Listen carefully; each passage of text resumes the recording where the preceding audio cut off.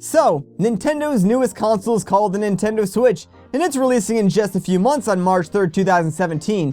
Here are just a few things that I think you should know beforehand if you're thinking about buying one anytime soon. First off, the Nintendo Switch is an entirely new console and has nothing to do with the previous Wii or Wii U. In fact, the Nintendo Switch isn't even backwards compatible, nor does it have a disc drive of any sorts because the games will be stored on cartridges. So don't get rid of your old console for this one thinking you'll be able to play all those Wii or Wii U games that you never got around to finishing. The Nintendo Switch is also a handheld, and I know I just said it was an entirely new console, but it's actually both.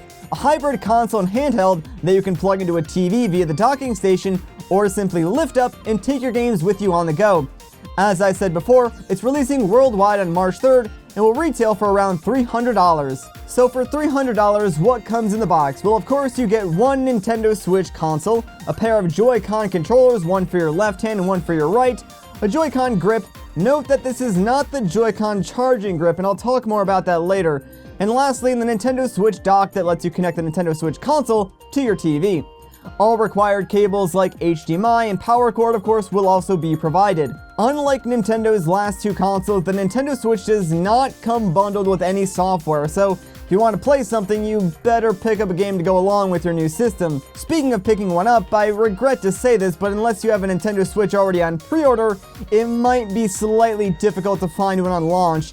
Nintendo claims that they are doing their best to meet demands, but at the same time, multiple retailers, including Amazon, have already stopped accepting new pre-orders as the existing stock has already been sold out. If you did manage to secure a pre-order but you're still looking for some games to play and release, here are the titles that will be available on launch day to purchase alongside your Nintendo Switch. The Legend of Zelda Breath of the Wild, 1-2 Switch, Just Dance 2017, Skylanders, Imaginators, and Super Bomberman R. While currently only those 5 games are confirmed to release on March 3rd with the system, several other games are confirmed for a March 2017 launch window, but will release in the days following the Switch's initial launch. Out of those 5 games, my top picks would be 1-2 Switch, Super Bomberman R, and of course my must-own pick goes to The Legend of Zelda Breath of the Wild. Keep in mind that I only mentioned games releasing in March. The Switch will have several more games releasing throughout the year, with the new 3D Mario title, Super Mario Odyssey, releasing around the holiday season of 2017. Unfortunately, the Nintendo Switch does have some hidden costs by the way of accessories. While the console itself comes with everything you need to start playing, you may want to consider picking up some extra hardware such as a Nintendo Switch Pro controller or another set of Joy-Cons. Sadly, these are among some of the most expensive add-ons you could pick. Going from most to least expensive, here are the prices of some of the Nintendo Switch accessories you may want to purchase. Another Switch TV dock, and this will run you $90. It would be great for those who have multiple TVs in the house, especially if you have everything neatly tucked away in like an entertainment center and would hate to move everything around if you want to dock the Switch at another TV. Another set of Joy-Cons, and those will run you $80. While the left and right Joy-Cons can pretty much function as a full controller each, there will be some multiplayer titles that will make use of both Joy-Cons for each player, like ARMS for instance. In that respect, you may want to have a second set on standby if you plan on gaming with a friend. A Nintendo Switch Pro controller, and that will cost you $70. The Joy-Cons have an interesting button layout to say the least, and even when placed in the Joy-Con grip, they still don't fully capture the feel of having a full-size controller in your hand. And that's where the Pro controller comes into play. It features a more traditional button and stick layout that is very comfortable to hold and will no doubt make your longer play sessions more enjoyable. A Joy-Con charging grip which will cost you $30. As I said earlier, the Joy-Con grip that comes with the Nintendo Switch doesn't actually charge the Joy-Cons, so the only way for you to charge them would be to attach them directly to the Switch itself and plug it into the dock. That's where the Joy-Con charging grip comes into play.